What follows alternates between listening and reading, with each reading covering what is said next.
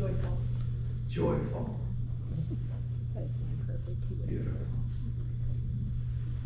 Imperfect. Imperfect.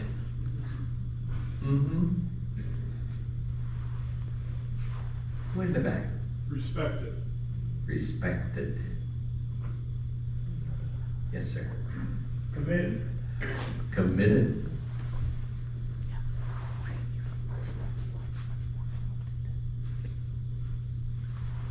CQ.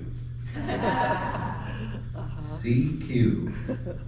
Radio. I'm not even sure what that means. The hamster. Calling. Oh, that's a call. Radio. Oh, it's a radio thing. Okay. Yes. Hopeful. Thank you. Yes. Resilient. Resilient. Marvelous. Yes. Amplified. Amplified. Is that another radio thing? Oh, you guys are doing great. I only hope that my life would be described in as many beautiful ways, honest ways. Last chance. I'll go with fun. Fun. Oh, yeah. Very good. All right, well, you will get more time to share, of course, around the table, and as this celebration continues. No time for everyone to tell the whole story, but thank you for your words and your thoughts. Wonderful, George is well remembered. Well, it is time for another song from Reggie. This is apparently George's favorite song. It's called Down to the River. It will only sound better if you sing along in the chorus.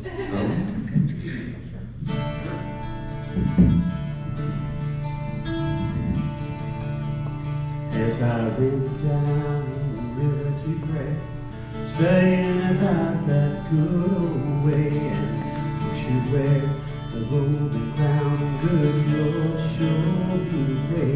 Chorus. Oh, brother, let's go down, let's go down, come on down. Come on, brothers, let's go down to the river to pray. As I went down to the river to pray, studying about that good old way, who should wear the starry crown, good Lord, show me the way. Mothers, oh mothers, let's go down, come on down, everybody come down. Oh mothers, let's go down to the river to pray. As I went down to the river to pray, studying about that good old way, and who should wear that starry crown, good Lord, show me the way. Oh mothers, let's go down, come on down, everybody go down.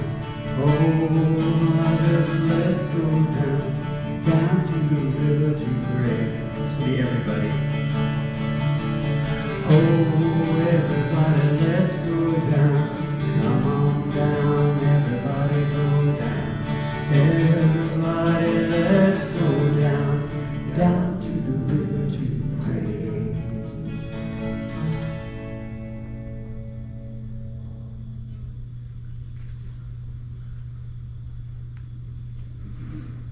Thanks so much. Time for Susan to quote poetry.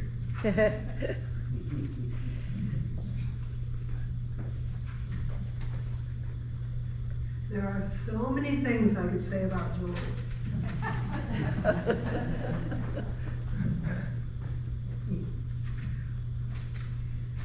My brother was romantic. In the words of Anne Shirley, George was tragically romantic. One of the expressions of this romanticism was writing poetry. I think he started writing it in college. As far as I know, his only published poem was a haiku he wrote during his senior year. It was published in the Drake Student Literary Magazine. Unfortunately, I don't have a copy, so can't share his haiku with you today. I will share a poem George wrote about death and memory. He told me he wrote this poem after going to a fellow firefighter's funeral in Carroll. He was walking back through the cemetery when he had these thoughts. The title of his poem is The Math of Memory. Attending a cemetery service and wandering among the tombs, finding a stone as grave as any, remembering my father gone now, doing the math of memory, known for 60 years. My mother remembers him still, another 30 years or so. My sister and I do our share, and 20, add 20 if we're lucky, and then who? So now we muse, how much memory does he get? And each of us in our turn, 100 years plus 20, 30, 40 more. As I ponder that cold, dead stone so grave, wondering at its sad and pointless refrain, how empty, hollow, and despairing that stone alone, so-and-so, born and died, and yet begging me and all who wander by, through all time till freezing years take the granite, with a useless, plaintive plea, remember me.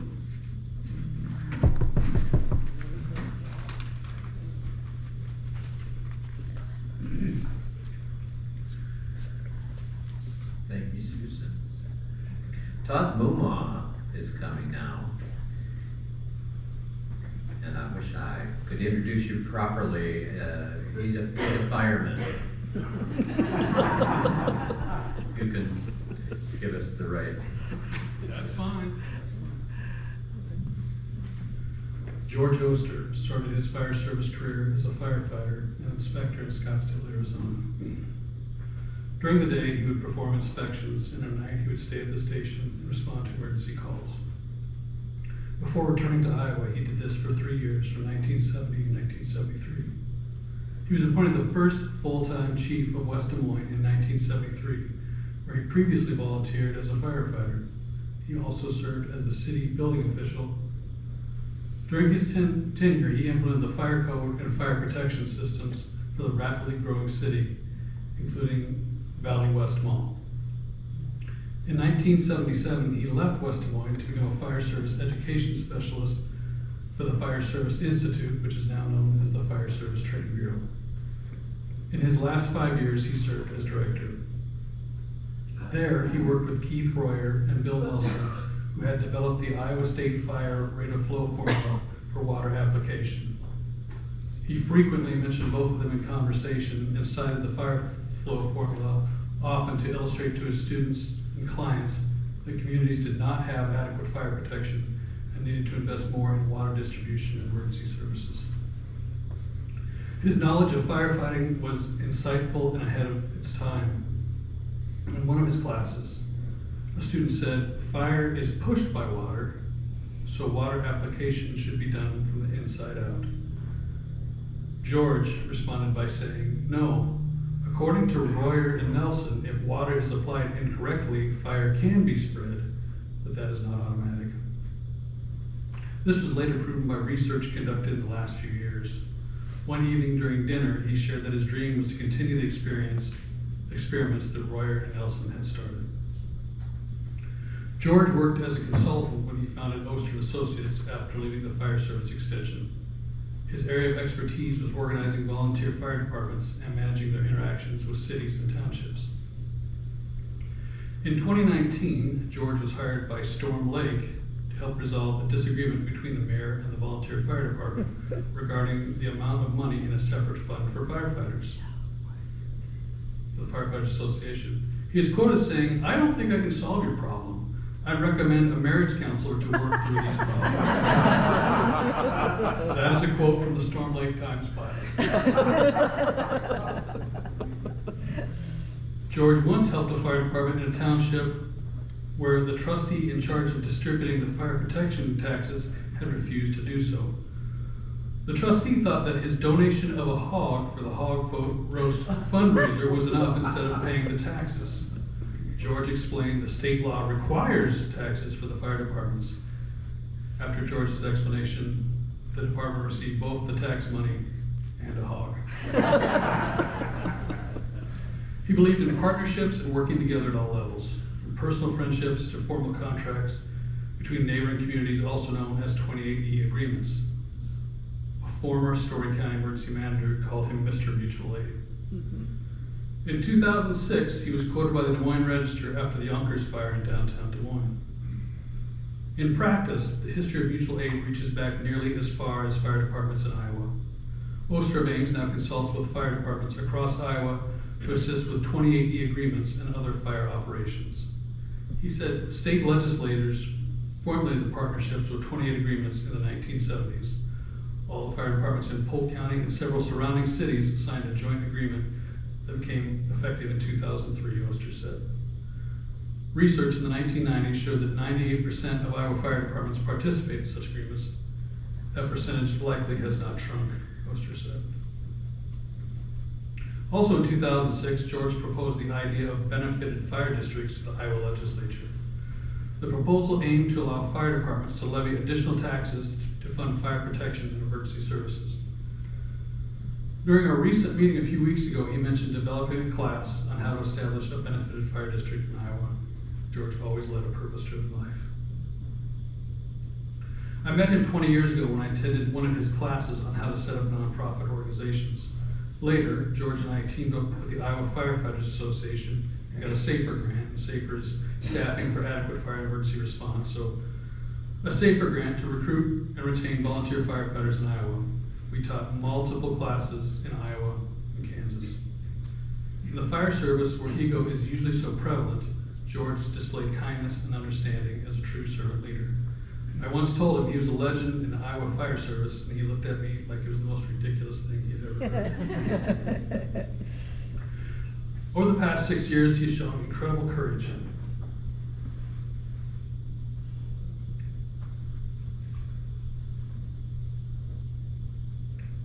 By facing each day with humor and a smile, despite struggling with time, memory, balance, and mobility. He often mentioned that his brain felt scrambled. One of the highlights was attending annual fire school in Ames. I was one of the few people allowed to take him out. He was always cheerful and greeted everyone warmly, even instructed classes. But it was exhausting for him. He last taught a leadership class in the summer of 2021. I'll close with a few words from George's favorite Nobel laureate. You're gonna have to leave me now, I know, but I'll see you in the sky above, in the tall grass, in the ones you love. You're gonna make me lonesome when you go.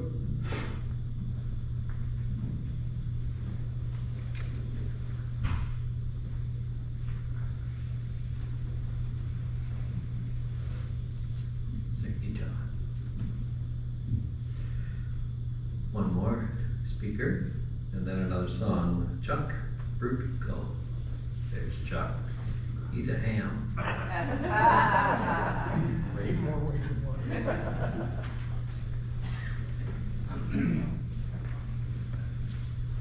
Oh, you mentioned George and the grandkids and the kids and the ball games. He's even, since he's been here, has been to my grandkids' ball games. So, anyway, amateur radio, George's other hobby. He started as a youngster with a wire antenna at his parents' house and an old Helicopters S38 receiver that they donated to the cause. He started out using Morse code, which is how everyone started back then. Transitioned to voice communications at some point. In amateur radio, it's such a diverse hobby, there are multiple paths a person can take, and George decided to take the path that we in the hobby refer to as DXing, which is working in as many countries or talking to as many countries as you can. Now, in this world, there are 340 geopolitical entities that are considered countries for the purpose of radio communications. So that is pretty much what drove him, whether it be during international contests, whether it be from the property of St. Croix, it was always that next country. The pinnacle of that portion of the hobby is something called #1 honor roll, which means when this is awarded to the person, they have at that point in time talked to every country in existence. And George has that plaque, #1 honor roll. It was good when it was given to him. World politics changes. Today, you would have to pick up another country or two, such as Kosovo, which George did not have by that name. He would have had it by the name of Yugoslavia. So, anyway, he made it to that pinnacle. And to do that, it requires a technical skill. It requires some scientific knowledge. Requires political knowledge of all things. And he thrived on all of those. Technical knowledge, he had to understand radios, had to understand antennas, had to understand the process involved in making these contacts. You just don't start talking on a radio and expect it to happen. From a scientific knowledge perspective, he had to understand radio propagation, atmospheric science, radio frequency characteristics. From the political knowledge, and this is some place I think he probably thrived as much as anywhere else. From the political knowledge, there are wars and conflicts that are going on constantly in this world. And that changes the makeup, the geopolitical makeup of the world. So you have to be attuned to these. I mean, the Balkans comes to mind. The South China Sea, which you hear in the news quite regularly. There are geographic entities in the South China Sea that are claimed by multiple countries. All that kind of stuff plays into this, collecting all of these countries. But making that radio contact, that physical communication where I talk to the person on the other end, that's only step one. And after that, it really gets hard. Today we have everyone in the world virtually is connected to the internet in some manner. So today they have developed databases where we can follow up on that original contact. But for that contact to be valid from an awards perspective, you have to have a confirmation, a signed confirmation from the other operator, whether that operator be on Herd Island or in the Ukraine or in Tajikistan. You had to have actually one of these with their name on it. They signed that on this date and time this actually happened. Getting that piece of paper, that is where the challenge came in. And that is where you had to have knowledge of everything from international postal codes, because that's how things got done, was via the postal service. For example, the country of Mongolia did not belong to the Universal Postal Union, hence there was no mail service to Mongolia. So if I talk to someone in Mongolia, how do I get that card? You had to know that, well, this card is shipped to someone in Seattle. That person collects the cards from all over the world for a period of time and then boxes them up and hand carries that box to Tokyo. And there they meet a businessman out of Mongolia, hand the box to that person. They carry it back to Mongolia. Now there's only 2 or 3 radio operators in the whole country of Mongolia, but they'd have to get out their little cards, get them signed, Now, George's card is sitting in Mongolia. At some point, it will be in a box that goes back to Tokyo. And at some point, it will make it back to Seattle. And the person in Seattle will start mailing these cards. And so the card that George requested finally gets back to him. Doesn't happen quickly. It can be months. It could be years. Turnaround time to someplace like Pitcairn Island with no regular service to the island. I mean, the next ship might show up in 6 months. So the card that he would send to Pitcairn Island would go to New Zealand, and it would sit there, waiting for a freighter to go by Pitcairn. And then they'd find a freighter going that way that would agree to take the bags of mail and the barrels of kerosene that they need on the island and all that kind of stuff. And then that freighter would call them on the radio when they got near the island, and they would send out the longboats. And his card is part of that stuff that makes it ashore. Tom Christian, the great-great-great-grandson of Fletcher Christian, of Mutiny on the Bounty, was the only operator on the island, so he'd fill out his card. Now, when's the next freighter gonna come? It may be 6 months. In which case, wherever that freighter is going, that's where the mail gets delivered to. And so, in a couple of years, you would receive that card. So, again, this was, I think, a part of the process that actually probably interested George as much or more than the actual radio contact. I know even after he was living here, one of his things was we need to train people on how to do this. I said, well, we don't do it that way anymore, George. I mean, it's an interesting anecdote in history.